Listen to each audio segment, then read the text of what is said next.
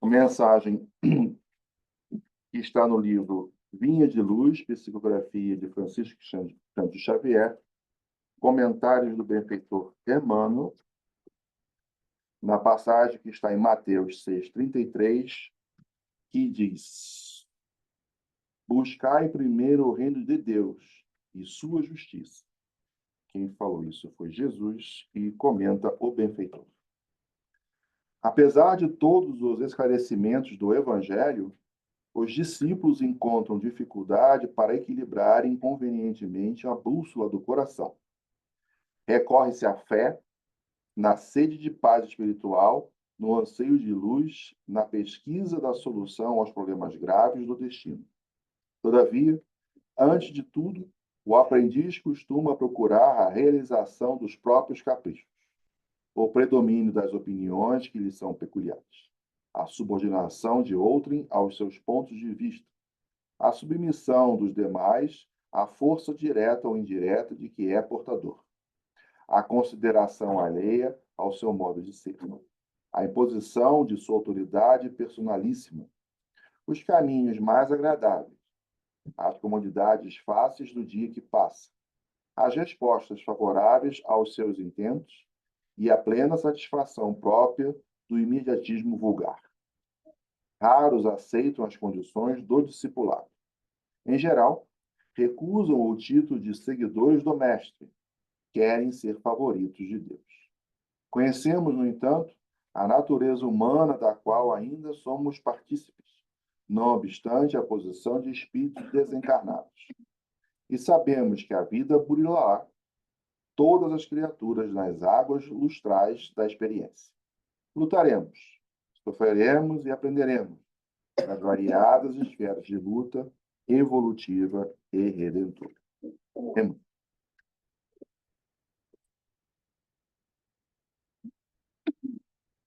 Que todos nós possamos colocar o nosso pensamento em nosso Pai, o Altíssimo, de infinita misericórdia e justiça,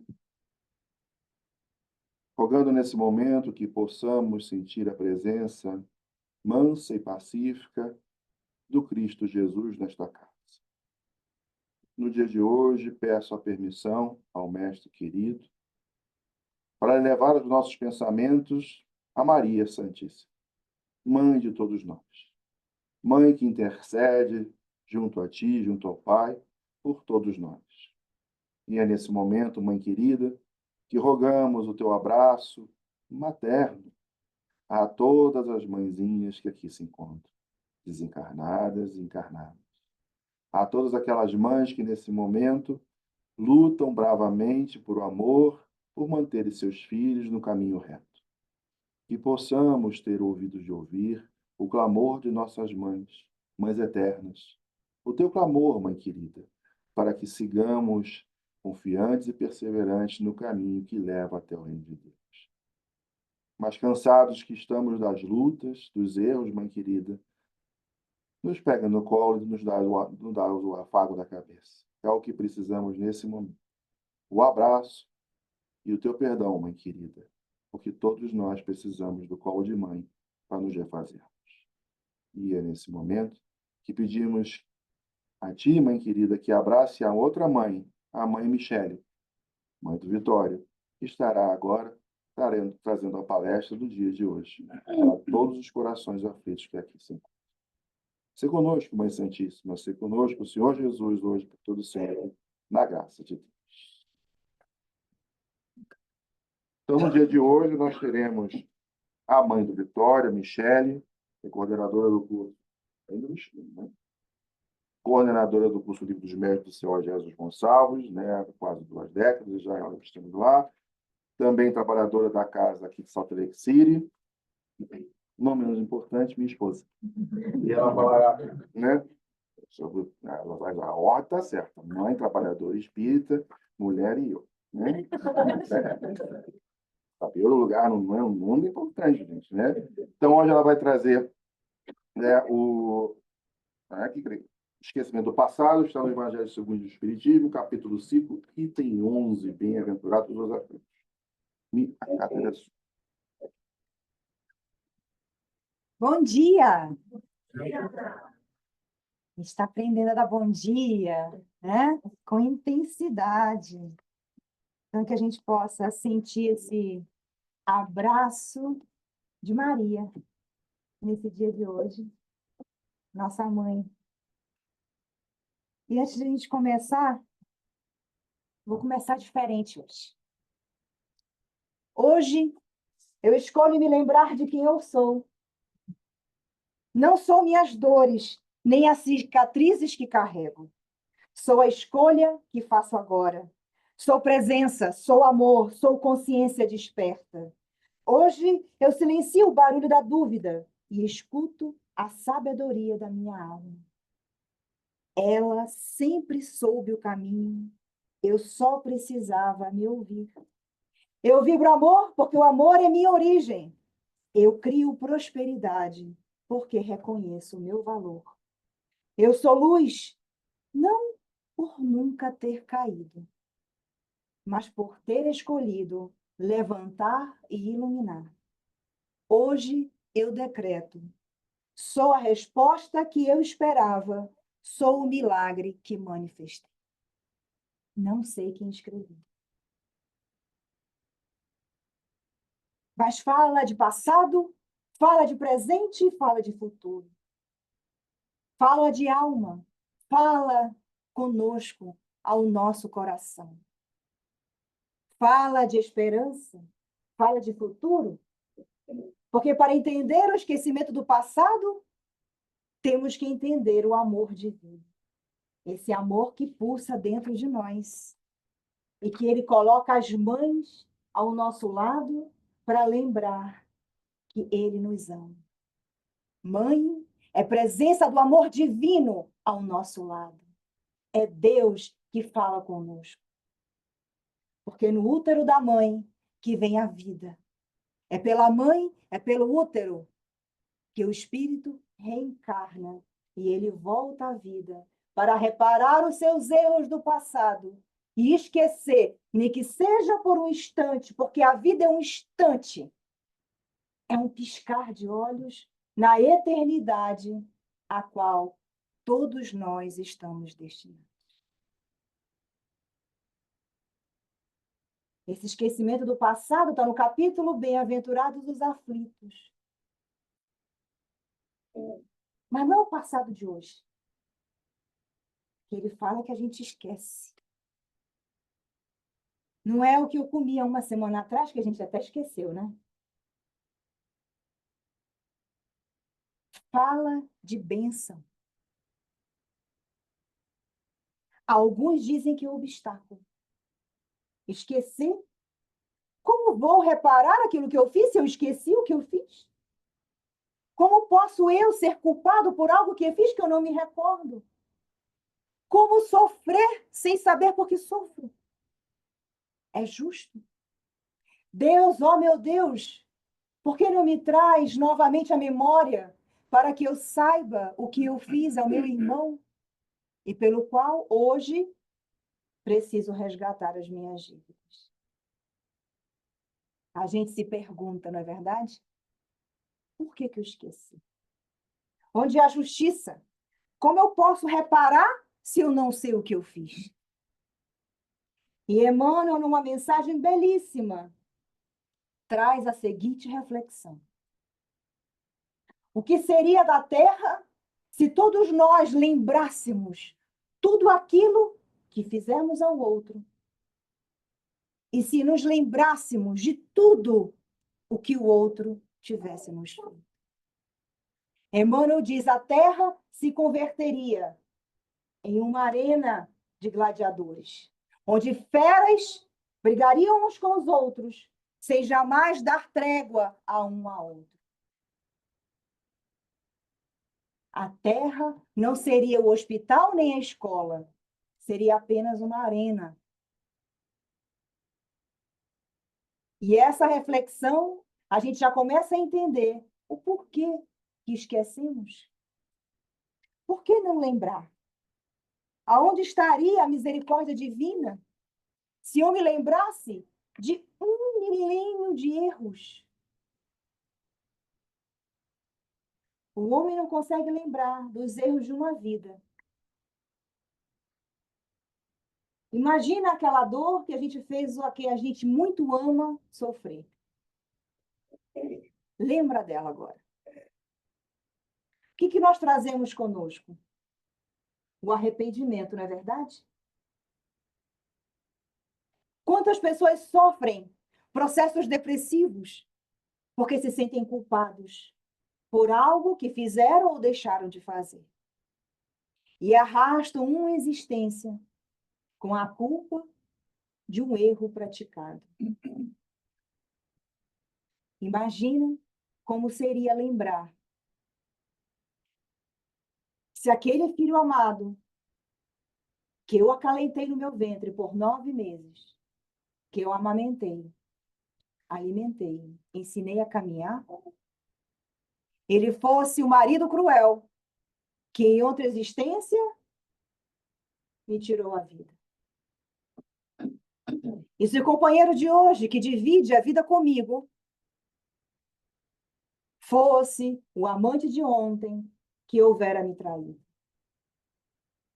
Como seriam as nossas relações com esses que dividem conosco o mesmo teto? Podemos, por um minuto, imaginar? Lembrarmos de tudo?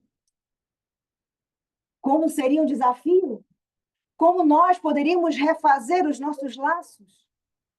Dar a chance para o outro de refazer os seus caminhos? Como Deus poderia, então, permitir que vítima e algoz tivessem uma nova chance para se reconciliar? O espírito, quando parte da terra, leva consigo a sua bagagem, somente aquilo que ele pode levar. Que, como diziam os antigos, caixão não tem gaveta. Não é assim que a gente escutava? Minha avó dizia isso, caixão não tem gaveta.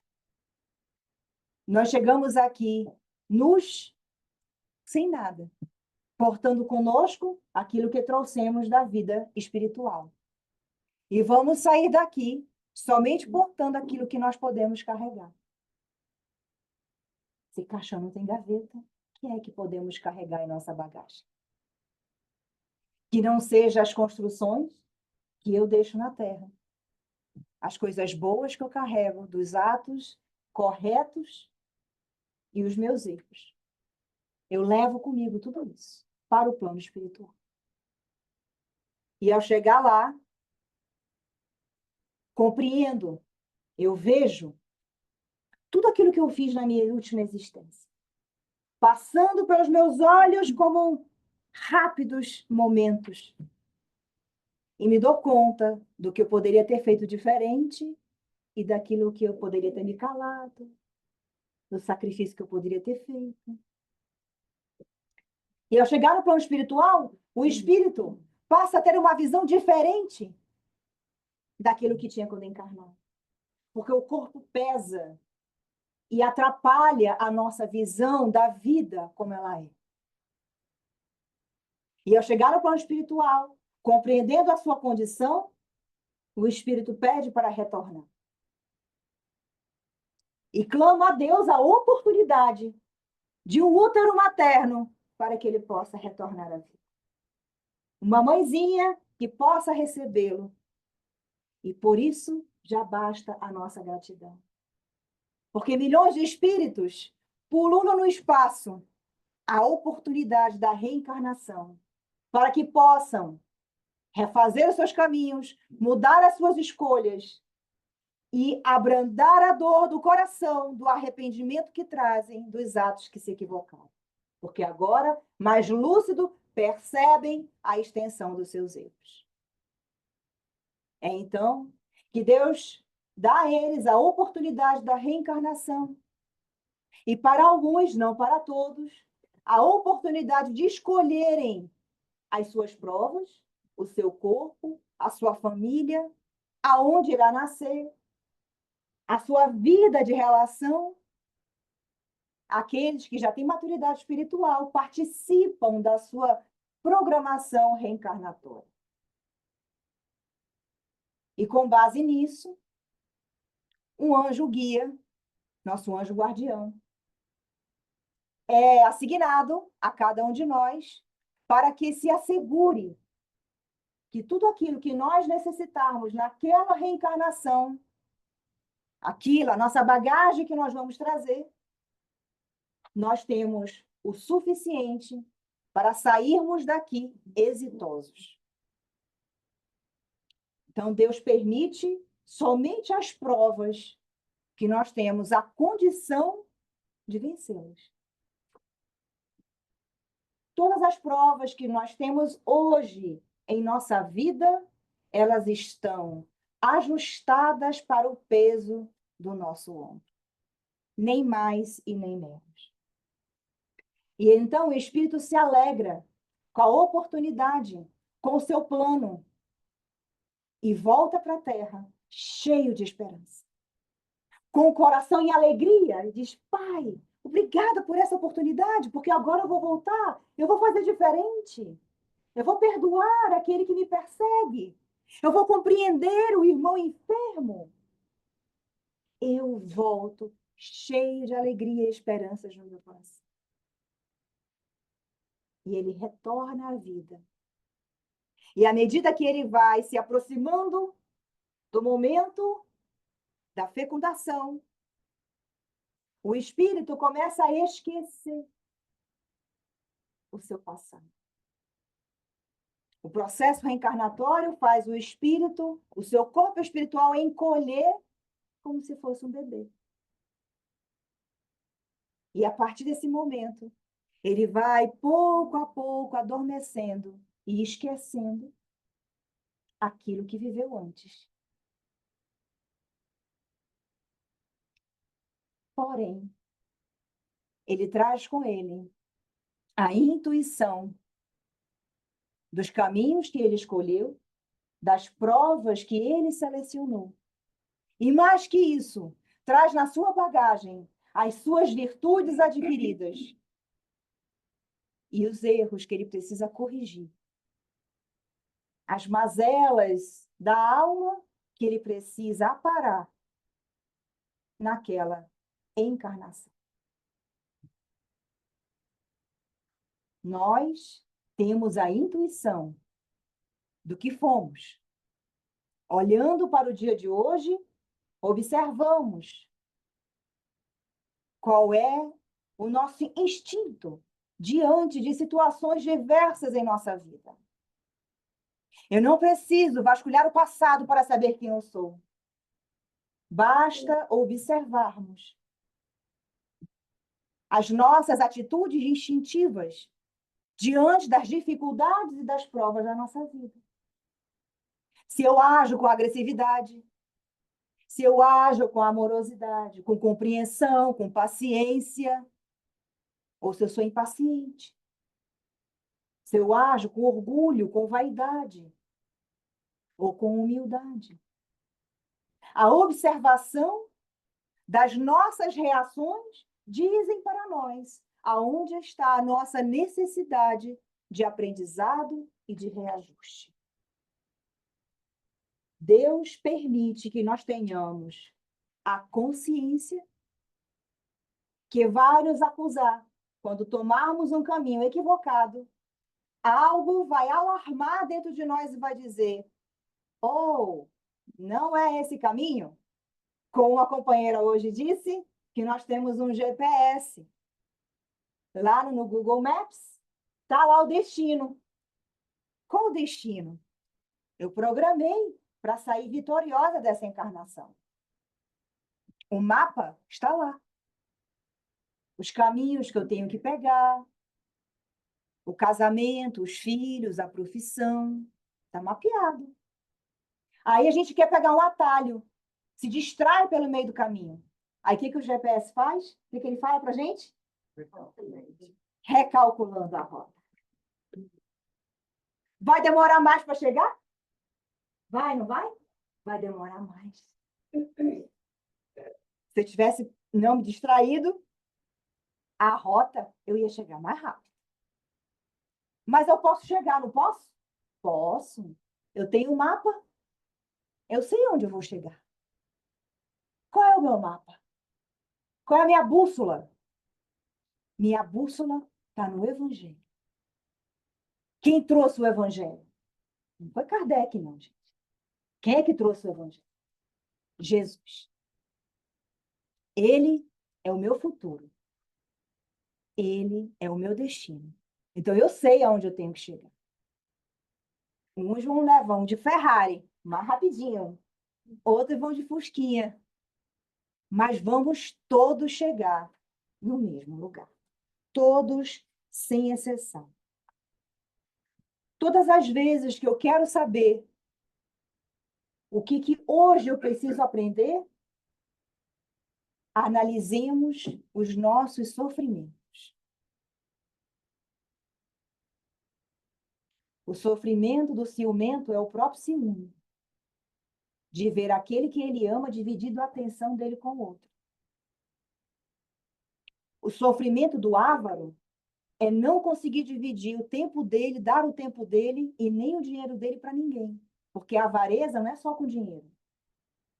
A gente pode ser avaro com conhecimento e reter só para nós. Com o tempo, eu só trabalho para mim. Eu não vou dar o meu tempo para ninguém. A avareza, ela é extensa. Então, aonde está hoje meu sofrimento maior é onde está a minha necessidade de refazimento, a minha necessidade educativa. Esses hábitos que nós trouxemos através de diversas reencarnações, agindo da mesma maneira, são eles que, de maneira intuitiva, nos colocam diante da dificuldade para aprender. Percebam que o nosso instinto, ele vem de dentro. Às vezes, que nós, quando educados, o que nós fazemos? Recolhemos o nosso instinto. Calamos, silenciamos, porque já aprendemos a nos educar através do Evangelho. Não é assim? Mas se analisarmos qual é o meu ímpeto, o primeiro movimento, eu vou saber quem eu sou. Eu vou saber o que vai no meu coração.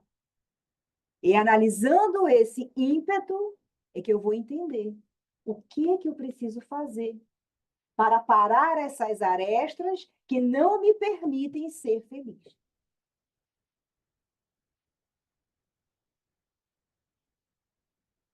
E aí Kardec fez a mesma pergunta que a gente se faz. Se eu esqueço, como que eu vou melhorar? E ele perguntou na questão 393, como pode um homem ser responsável por atos e resgatar faltas de quem não se lembra? Ele fez a mesma pergunta que a gente fez. E aí, o que os espíritos responderam para ele? O homem sempre escolhe as provas semelhantes àquelas por que passou, ou as lutas que considere apropriadas a seu adiantamento. E pede aos espíritos superiores que lhe ajudem na nova tarefa em execução. Porque sabe que o espírito que será dado como guia, o nosso anjo protetor, procurará levá-lo a reparar suas faltas, dando-lhe uma espécie de intuição das que ele cometeu. Então, nós temos isso dentro de nós. Deus lança um véu. Sabe o véu de noivo? Você enxerga através do véu? Enxerga. Você enxerga nítido? Mas você não enxerga que tem uma pessoa ali atrás? Você enxerga. Deus lança um véu. Ele não jogou um pano preto. A palavra, ela está aí como um significado. É só um véu. Então, sim, nós trazemos essa intuição. E ele ainda complementa os espíritos. Essa mesma intuição vos chega pelo pensamento, pelo desejo criminoso que frequentemente vos assalta e ao qual resistir instintivamente. Esse desejo criminoso que ele está falando é o nosso ímpeto, muitas das vezes, de reagir contrário à lei de Deus, seja ela qual for. Agir com agressividade, com rancor, com ressentimento, com avareza. Essa reação, diferente do que a gente aprende no Evangelho, É o que ele está falando, desejo criminoso que nos assalta, a qual resistir instintivamente, atribuindo a resistência, muitas das vezes, à educação que nós recebemos dos nossos pais. Por isso que a criança, desde pequena, os pais precisam observar o seu comportamento para parar, desde ali, as arestas. E eles dizem, essa voz é a consciência que vos fala. Eu já sei que eu errei. Se eu estou repetindo a minha prova, eu sei que eu já fiz bobagem lá atrás. Então, essa voz vai vir. Para, respira, pensa. Não age sem pensar. Só que nem sempre a gente ouve, né? Porque ela não fala o que a gente quer ouvir. Fala? Ah, não fala o que a gente quer ouvir, né? Aí a gente é teimoso, vai lá e faz, de novo. Então ele diz, a voz é a lembrança do passado que vos advertes, para não recairde nas mesmas. Somente entrando em nova existência, o espírito sofre com coragem aquelas provas e resiste. Se eu resistir, eu vou me elevar. E vou sair daqui melhor do que quando aqui cheguei. O que é interessante a gente entender dessa passagem é que hoje eu sou a minha melhor versão. Eu posso olhar 100 anos atrás, eu posso olhar 1000 anos atrás, eu não sou melhor há 1000 anos do que eu sou hoje.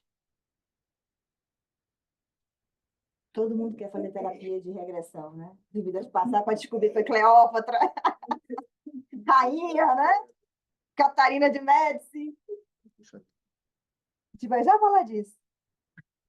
Mas Deus é tão maravilhoso, é tão sábio, tão perfeito, que ele diz assim, vou mandar para vocês agora só a consciência, para você lembrar por intuição, e vou te dar aí, além dessa consciência, as tuas tendências para você avaliar. Então, se você analisa as provas da tua vida e vê como você está agindo com elas, vai te dizer quem você é. Você não precisa saber o que você foi lá atrás. Qual foi a personalidade que você foi. Porque hoje nós estamos, nós não somos. Joana de Ângeles fala, tem muita coisa na nossa sombra. E sombra não era aquilo ruim que eu trago comigo ainda. Sombra é aquilo que eu ainda não detecto na minha consciência. Porque nós não vamos viver todas as experiências em uma reencarnação que me dê a completude daquilo que eu sou. Nós não temos isso. E ela vai dizer algo mais. Se o homem pudesse lembrar de tudo o que ele fez, do momento em que foi concebido por Deus até o dia de hoje, nós enlouqueceríamos. É por isso que a gente só sabe o que a gente consegue lidar. É por isso que nessa encarnação, muitos traumas que nós tivemos, nós esquecemos. Porque o cérebro tem um mecanismo, aquilo que ele não dá conta, ele joga no inconsciente. Ele guarda. Gabriel Delany vai dizer aqui, que é um dos clássicos da literatura espírita, um cientista, né, italiano, ele vai dizer que o nosso perispírito, o nosso corpo espiritual, é o nosso inconsciente. Por quê? Porque quando o espírito desencarna, eles têm os relatos que passam a vida por eles, muito rápido. Os principais marcos de sua vida passam pela mente do espírito. Isso é gravado no corpo espiritual. Então, Delany fala que o nosso corpo espiritual, ele é o nosso inconsciente. Tudo o que eu quero saber a meu respeito está no meu corpo espiritual. É o meu disco rígido do computador. Na minha consciência, só tem o que eu estou fazendo aqui agora. O resto está guardado. E para completar só essa passagem do Livro dos Espíritos, eles ainda vão complementar. O sofrimento do orgulhoso é uma vida subalterna. O do mal, rico, é a privação material. O cruel sofrerá crueldades. O mau filho, a ingratidão. E o preguiçoso, o trabalho forçado. Então, para a gente perceber o quanto que a natureza do nosso sofrimento diz aquilo que nós precisamos aprender. Lembrar da última palestra do nosso companheiro Fábio, lembra que ele falou de provas e expiações? Só para a gente recordar, porque é uma sequência. Joana de Anjos, Dimensões da Verdade, ela vai dizer: a prova examina, experimentando o grau de preparação do educando. Então, quando nós aprendemos no plano espiritual aqui, a prova é o teste. Vamos saber se você realmente aprendeu? Então, vamos passar pela prova. E aí eu vou repetir até eu aprender. A expiação, ela ensina rigorosa a lição desperdiçada. Se eu desperdicei várias vezes, vai vir a expiação. A prova lembra a escolaridade. A expiação solicita enfermagem. Lembra que a expiação, ela reequilibra. Por isso nós temos a expiação de doenças prolongadas, muitas das vezes. Porque ela está em reequilíbrio do corpo físico ou psíquico. O aprendiz estuda e se prepara para a vida. O enfermo se reeduca. Então, a nossa terra, ela é um hospital e é uma escola. Estamos provando e expiando. Compreenderam? Provas e expiações. Escola e hospital. Olha que maravilha. Deus permite que tanto nós, em momentos de algoz do outro, e se somos vítimas, que algoz e vítima tenham a mesma oportunidade. Porque quando nós estamos feridos, a gente quer que Deus seja o nosso Deus, não o Deus do outro. Eu quero que Deus me vingue e faça ao outro o que o outro fez comigo. Isso é vingança.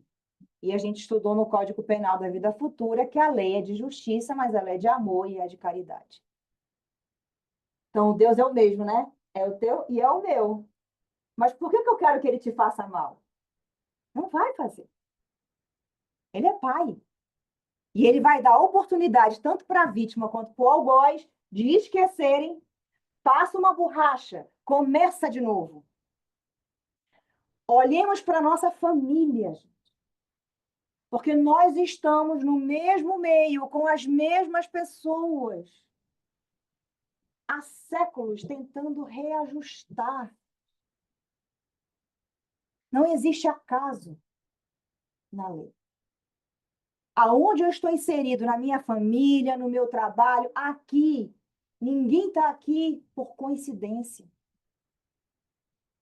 Existem relações preexistentes que fazem com que haja um aglomerado de pessoas que se reúnem.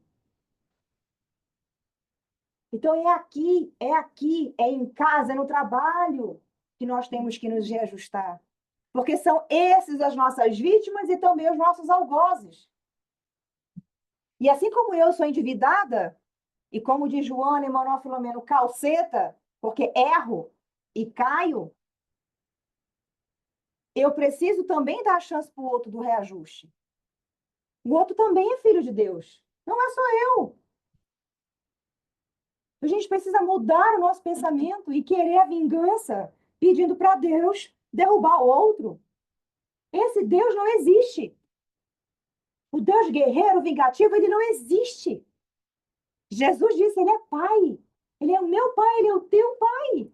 Ele te ama todo. Ele ama o criminoso como ama a vítima. Ama a todos igual. E vai dar a mesma oportunidade para todos, sem exceção. E a gente pensa, eu recebi tudo isso. Eu reencarnei, meu plano reencarnatório, com as minhas provas, eu cheguei aqui feliz, alegre, satisfeito, cheio de vontade de cumprir tudo. Mas por que que eu errei? A gente não se pergunta isso? Aí eu vou pedir ajuda para o André Luiz, né? Porque ele respondeu essa pergunta. Lá na obra Os Mensageiros. Aniceto responde para o André Luiz. Quase todos os homens ainda preferem estarem ligados ao extenso passado de erros criminosos que nos deformam a personalidade. Acreditamos muito mais em nossas tendências inferiores do passado do que nas possibilidades divinas do presente. a gente dá mais valor para o nosso passado criminoso, para as nossas deficiências e mazelas morais, do que para as virtudes de Deus que residem dentro de mim. Enquanto nós não nos visualizarmos, compreendermos a nós como filhos de Deus, se Deus é amor, eu sou amor. Nada que você faça vai mudar isso, porque a tua natureza é amar.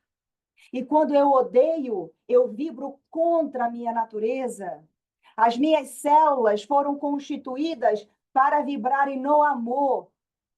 E se eu odeio, elas vibram desordenadamente, e aí eu vou adoecer. Por isso, as enfermidades que nós temos no mundo, porque eu estou vibrando fora da vibração do amor. Eu nasci para amar, todos nós nascemos para amar. E somente seremos felizes quando aceitarmos que Deus nos ama da maneira como somos, porque Ele olha em você, não o que você é hoje, mas o que você vai ser amanhã. Deus olha para você olhando o que você vai ser amanhã. Jesus olhava para os apóstolos, não aqueles homens infantis que brigavam para sentar ao lado dele, mas ele olhava para eles na potencialidade que eles tinham. Foi por isso que Paulo, mesmo sendo um assassino de cristãos, foi escolhido pelo Senhor para divulgar o cristianismo entre os gentios, porque ele tinha a habilidade para a oratória e tinha o conhecimento que os apóstolos não tinham. Por isso que para os apóstolos ele mandou com quem? Com as ovelhas desgarradas de Israel. Percebem como Deus olha para a gente? A gente precisa se permitir ser amado. Porque quando a gente não se permite, a gente se culpa pelos nossos erros e a gente não consegue caminhar para frente. Porque a culpa é como se eu colocasse no meu pé aquelas bolas de ferro que a gente vê em desenho animado e eu quero andar com aquilo, eu não consigo. Porque eu fico me punindo. E aí vem a depressão, vem a tristeza profunda, porque eu não mereço ser feliz. E eu quero me punir. Aí vem a depressão, os transtornos de ansiedade, todos os outros que vêm ao longo da vida. Calderaro, na obra No Mundo Maior, psicografia de Chico Xavier, ditado pelo espírito André Luiz, vai dizer que nós temos no nosso cérebro 3 andares. Ele fala do castelo de 3 andares. Nós temos o presente no primeiro andar, que é onde está a nossa consciência. Eu tenho no meu porão, no meu basement, o meu inconsciente, os meus erros do passado. E eu tenho no outro andar de cima, aonde eu vou chegar. O meu superconsciente, o DNA divino, as virtudes. Como é que eu uso isso? O meu passado não determina quem eu sou hoje. Ele me ajuda, mas ele não determina quem nós somos hoje. O que eu vou fazer com isso? Observando o meu passado. Por isso que no carro, eu escutei o Haroldo falar isso, ele falou de forma muito sábia. No carro existem 2 retrovisores pequenos e um em cima que você olha para trás, não é assim? E um vidro enorme na frente, para-brisa para olhar para frente. Quem é que dirige olhando para trás? Dá para dirigir olhando para trás? Mas eu não olho de vez em quando para o retrovisor para ver se eu consigo me movimentar de forma segura? O passado serve para isso. Para eu saber se eu preciso me movimentar de forma correta ou não. Então, eu uso o meu passado para ajustar no meu presente, através da minha vontade, vencer a minha tendência lá de trás criminosa. Então, eu uso o passado, entendo quem eu fui, olho para o meu presente, para as provas. Opa, agora eu já sei o que eu tenho que fazer. Eu vou botar a minha vontade para vencer. Porque eu tenho uma motivação. Qual é a motivação? Meu DNA divino. A felicidade eterna. É o template, né, que a gente fala, né? É o template, né? Tá lá. Eu sei onde eu tenho que chegar. E aí, vamos falar de TVP, né? Porque muita gente fala, se eu conhecesse meu passado, ajudaria ou não? Já chegando já no final, que eu estou olhando, Elisa, tem 10 minutos. Vou falar muito brevemente sobre TVP, porque é uma dúvida que todo mundo tem. Será que se eu conhecesse exatamente todas as coisas que eu fiz, ou de repente um trauma que eu trago, eu não sei como lidar com isso hoje, será que se eu fizer uma regressão de memória, daria certo?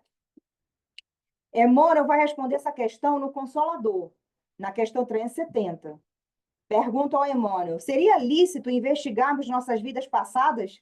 Essas revelações, quando ocorrem, traduzem responsabilidade para os que recebem? E ele vai dizer o seguinte: o esquecimento é indispensável à valorização de nossas iniciativas. Se eu não esqueço, eu fico preso no passado, não consigo andar pela culpa. Não devemos provocar essas revelações. Os amigos espirituais vão nos prover o que precisamos para o nosso êxito. O conhecimento do pretérito, através de revelações ou lembranças, chega sempre que a criatura se faz credora, o qual faz acompanhar de grande responsabilidade.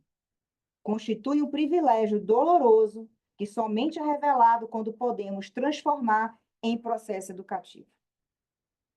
Hermínio Miranda foi um grande cientista espírita, fez muitas experiências com regressão de memória. E ele escreveu vários livros a respeito. Um deles, A Memória e o Tempo, Alquimia da Mente, entre outros. Na Memória e o Tempo, Hermínio Miranda vai dizer: conhecer o passado por si só não te liberta do erro e nem do problema. Você vai entender porque você passa por determinada situação. Mas sem o processo educativo de transformar aquela lição em aprendizado superior, somente conhecer não vai resolver a origem do sofrimento que está dentro de nós. Então, não é contra, só que nós precisamos saber o que vamos fazer com isso. Sem algo útil, não dá para transformar somente aquele conhecimento, né, em educação. E só para a gente ter aí como exemplo, nós temos um exemplo de Dona Ivone Pereira. Já escutaram falar sobre Ivone Pereira? Já? Não? Já? Ivone Pereira, a heroína silenciosa, grande médium, quase ninguém fala dela. Escreveu as suas memórias em várias obras. Nas Voragens do Pecado, Cavaleiro de Lumière, Drama da Betânia, Sublimação, Filha de Leila, foi publicada depois. Ivone Pereira foi suicida várias vezes. E um dos tratamentos, quem lê Memórias de Suicida vai lembrar, um dos tratamentos do suicídio é um tratamento de choque que faz ele lembrar o porquê que ele se matou. Isso é feito no plano espiritual. Ivone Pereira foi suicida mais de uma vez e, portanto, quando veio como Dona Ivone, por ter desprezado em inúmeras reencarnações o seu tutor, que era Charles, foi filha do Dr. Bezerra de Menezes, quando a sua família sofreu ali a morte na época dos huguenotes, né, da perseguição dos huguenotes. Então, ela foi obrigada a lembrar. Então, os mentores de Dona Ivone Pereira, assim, ela tinha Leon Denis, Dr. Bezerra de Menezes, o próprio Charles, que era o seu tutor, disse para ela: você vai escrever sobre as suas memórias e eu vou fazer você lembrar para você nunca mais esquecer o quanto egoísta você foi quando saiu dessa vida pela porta do suicídio e esqueceu que eu tanto te amava, porque Charles era pai dela na última encarnação como Leila, quando ela se joga e se mata. Ela teve que escrever as suas próprias recordações. E isso ela vai falar na obra Recordações da Mediunidade, quando ela vai falar dela mesma, tudo aquilo que ela passou. Era um sofrimento terrível para ela. Tanto que na última existência dela como Leila, só foi dado ao conhecimento do público depois que ela desencarnou. O livro foi publicado, as memórias foi de acordo com, acho que As Vidas de Leila, ou Leila, Filha de Charles, é o último livro que não é dela, é uma outra médium, porque Dr. Bezerra falou: chega, é o suficiente já. Era a misericórdia ali, para que ela não repetisse. Hermínio Miranda traz um caso extraordinário de memória. 3.200 anos de memória. Já imaginou o que é isso? Está lá no Antigo Egito. Hermínio Miranda escreveu uma obra chamada A Noviça e o Faraó. Não é psicografado, tá, gente? Hermínio Miranda escreveu mesmo, ele pesquisou. Essa pessoa, ela é chamada Dorothy, deixa eu ver se é o nome dela correto aqui, Dorothy Louise, uma inglesa, tá? Ela tinha 3.200 anos de memória. Quando ela viveu no Antigo Egito, era uma noviça em um templo. Ela se mata nesse momento, porque ela era noviça de sacerdotisa, ela era virgem, ela se envolve com o faraó Sete I. Como era uma ofensa muito grave, ele teria que pagar com a vida. Ao invés dela ver o homem que ela amava morrer, ela se joga e ela se mata. Grávida dele, porque ela estava grávida.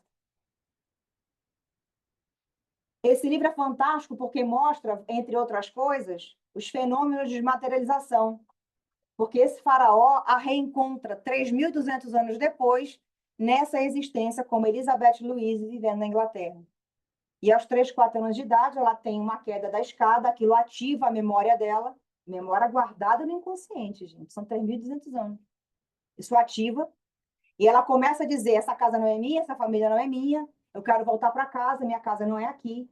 Vou resumir. Quem tem curiosidade, leia um livro, A Noviça e o Faraó, porque vocês vão se surpreender com a história. Porque ela vai conviver com esse faraó que volta para ela em espírito. Ele visita ela, se materializa, usufrui dela, vive como se fosse um esposo com ela, em diversas ocasiões. Ali é uma relação de obsessão e simbiose. Mas ali é um exemplo de que uma pessoa que, em contato com a sua vida anterior, ela deixa de viver a vida presente. Então, ela abandona o marido, abandona o filho, que se chama Sete, e ela se chama Omni Sete, mãe de Sete, em egípcio. Ela vai viver no Egito, aonde ela vivia no templo, ela se muda para Ábidos, e ela vai viver lá. Ou seja, ela traz a vida de 3.200 anos para o presente, não vive aquela encarnação que ela se definiu, e ela vai até o final da sua vida vivendo ali, do lado aonde ela sempre viveu, convivendo com esse espírito que passa a se tornar até um obsessor dela, tá? Porque eles conviviam maritalmente, acho que vocês entenderam, né? O nível de relação que eles tinham, e eles se materializavam, só que esgotava os fluidos dela. Então, tudo isso para a gente dizer que o passado, ele está lá atrás, porque ele precisa ficar lá atrás.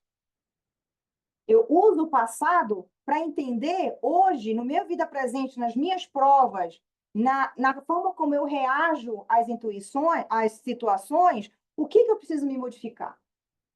Quais as provas que eu estou passando? E, a partir dali, transformar isso em processo educativo. O que eu preciso aprender? Eu preciso ser mais humilde? Eu preciso aprender a escutar? Eu preciso aprender a dividir o meu tempo, a doar mais de mim, porque eu vivi muito para mim e agora eu preciso aprender a viver para o outro. Então, olha as provas que a gente passa, tira a lição disso, para isso que o passado serve. E olha para frente, como no carro. Você não dirige olhando para trás, você dirige olhando para frente, aquele para-brisa enorme na tua frente. Para que a gente possa olhar para o destino que nos aguarda. Gente, é Jesus. A gente não pode ter dúvida disso. A gente vai ser espírito, todo mundo aqui vai ser espírito crístico. Quanto tempo vai levar? Sei. Tem eternidade pela frente. Você está preocupado com o tempo? A gente precisa se identificar assim e se permitir ser amado por Deus. Lembrar que a prova está difícil? Está difícil? Está pesada? Você conhece aquela frase, Deus dá o frio conforme o cobertor? Não tem? O que é o cobertor? O cobertor conforme foi. Dá o cobertor conforme o frio que a gente recebe, não é? Então vamos lá. O que é o cobertor? São as provas. Essas provas bem vividas, bem aprendidas, vai me dar o meu cobertor para os dias de frio. E ele é do tamanho certo para o frio que eu vou receber, nem mais e nem menos. Então, que a gente possa não reclamar das nossas provas, ter alegria, porque a gente tá hoje aqui provando e espiando muitas das vezes, mas com essa oportunidade do momento, o hoje é o importante. O passado já está para trás. O que eu fiz ontem, os erros que eu cometi não determinam quem eu sou. Eu preciso olhar para frente e saber que sim, eu vou ser um espírito crístico e a felicidade me alcança. E antes de finalizar, eu vou fazer uma homenagem para todas as mães encarnadas e desencarnadas, trazendo uma mensagem que eu acho linda de Maria Dolores. Eu espero conseguir lê-la até o fim, porque ela é uma mensagem muito bonita. Diz o seguinte: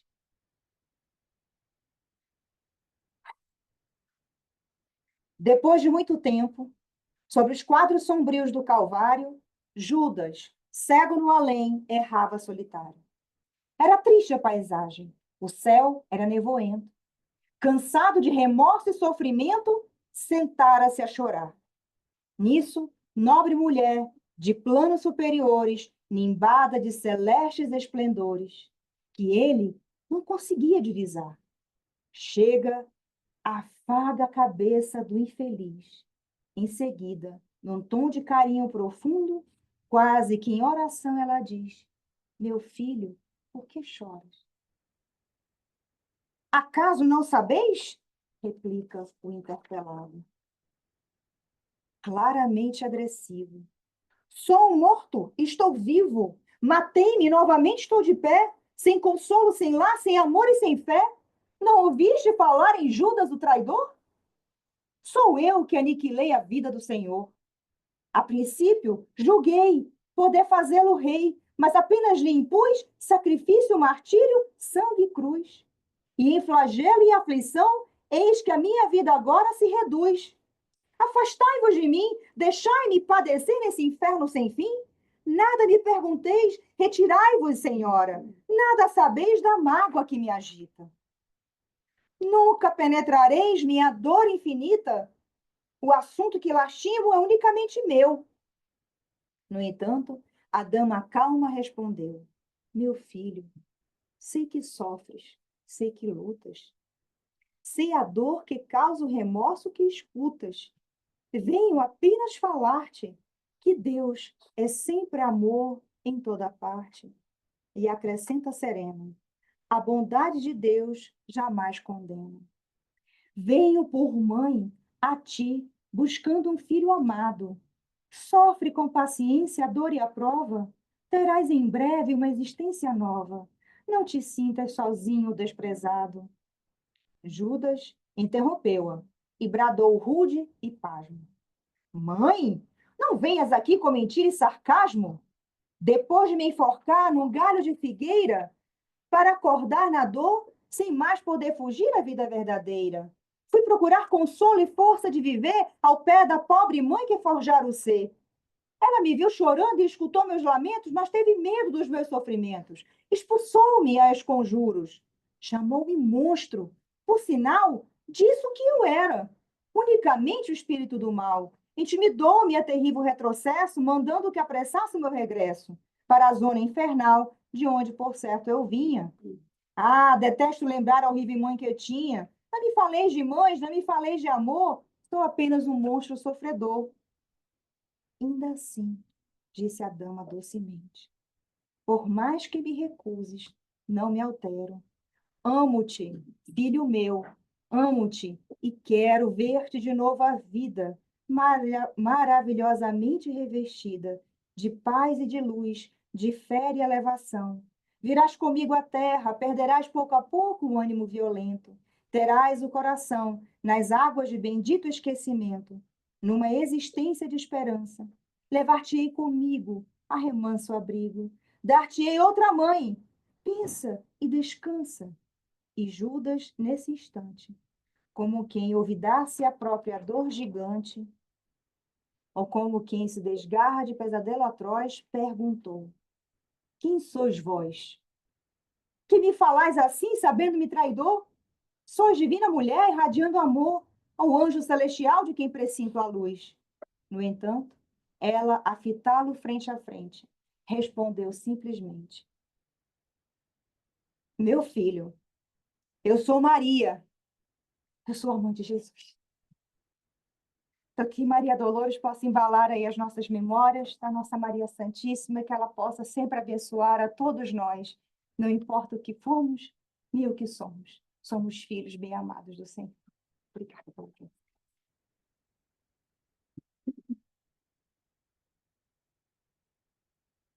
Obrigado, Michelle. Ela conseguiu terminar um poema que eu não consegui terminar. Né? Já estava chorando antes. Isso. Vamos passar pelas vibrações. Convidar a nossa querida Mara, mãe Mara, né? E da Lívia, para fazer nossas vibrações do dia.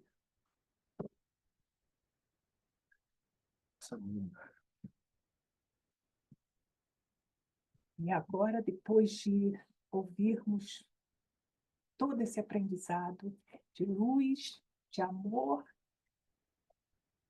vamos fechar nossos olhos. Vamos deixar que esse amor imenso caia sobre nós. Vamos imaginar Maria de Nazaré, lá do alto, olhando para esse mundo, essa nossa mãe terra, do qual fomos presenteados. E ao lado dela, seu filho amado, Jesus. Ele a envolve no seu abraço e ela, olhando do alto, emana luz e distribui por todo esse planeta a luz. A luz aonde tem o sofrimento, a angústia, os gritos de socorro. E ela espraia essa luz maravilhosa. E essa luz penetra em todos os lugares. E ela também distribui aqui entre nós. Segure essa luz. Coloque ela dentro do seu coração. Para quando, em qualquer lugar, aonde estiveres, seja a luz. E esse amor que vem dela e do nosso mestre, guia e modelo, ela vai se espalhar. E vai deslumbrar esse amor imenso que é dado a cada um de nós. Muito amor em todos os corações. Que Deus abençoe todos nós.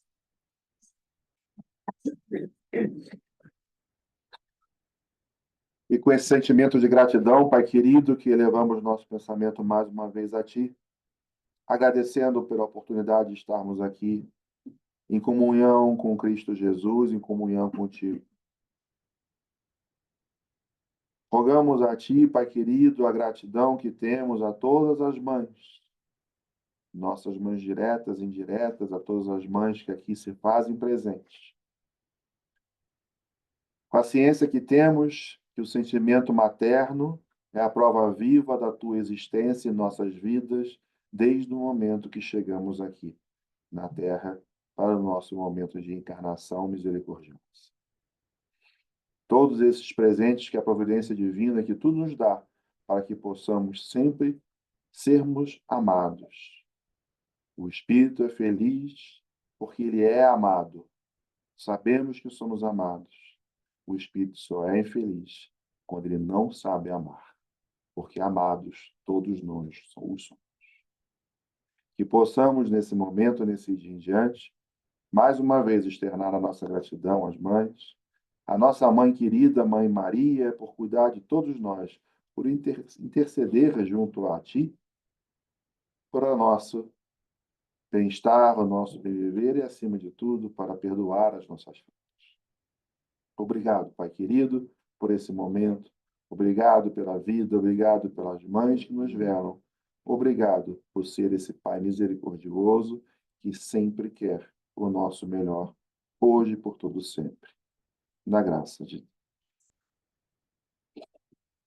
Deus. Todos que permaneçam em silêncio, convido a Paula para a direção do salão. Passa aos nossos amigos aí da internet Um bom domingo abençoado, um bom Dia das Mães, e passaremos para o passe aqui no salão.